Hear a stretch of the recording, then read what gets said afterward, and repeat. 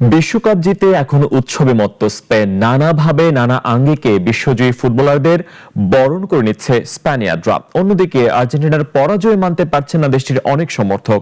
এই যখন অবস্থা সমর্থকদের, তখন কাচের ওপারে মিটিমিটি হাসছে ফিফার নির্বাহীরা, কেননা বিশ্বকাপের আসল জয়ী তো তারাই। বিস্তারিত প্রতিবেদনে। দ্বিতীয়বারের মতো বিশ্বকাপ ট্রফি নিয়ে স্পেন দল ঘরে ফিরেছে দিন দুয়েক আগে। মাদ্রিদে কেন্দ্রীয় বরণ পর্ব শেষে ফুটবলাররা ফিরছেন নিজেদের শহরে। ফুটবলারদের জন্ম শহরে নানা আয়োজনে চলছে আরেক ধরনের উৎসব। এই যেমন স্পেনের মিডফিল্ডার গাভি ও ফাবিয়ান রুইজ আন্দালুসিয়ায় ফিরে উপহার পেয়েছেন নিজেদের ওজনের সমপরিমাণ টমেটো।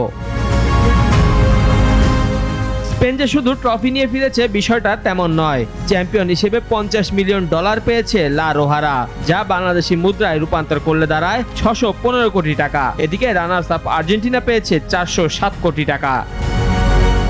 চ্যাম্পিয়ন রানার্স আপ ছাড়া প্রতিটি অংশগ্রহণকারী দল পেয়েছে বড় অঙ্কের পুরস্কার, কিন্তু তা সত্ত্বেও আর্থিক হিসেবে বিশ্বকাপের সবচেয়ে বড় বিজয়ী নয় তারা কেউই। সেই শীর্ষস্থানটি দখল করে আছে খোদ ফিফাই।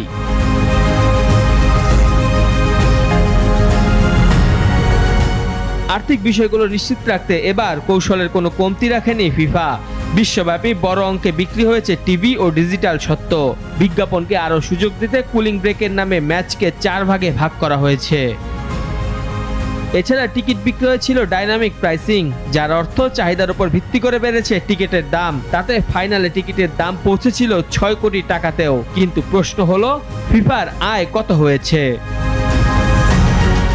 একটি হিসাব বলছে এই বিশ্বকাপ থেকে ফিফার আয় প্রায় $15 বিলিয়ন, যা 2022 বিশ্বকাপ থেকে প্রায় দ্বিগুণ। ফিফার এই আয়গুলো এসেছে ব্রডকাস্টিং রাইটস, স্পন্সরশিপ, মার্কেটিং ও টিকিটিং থেকে।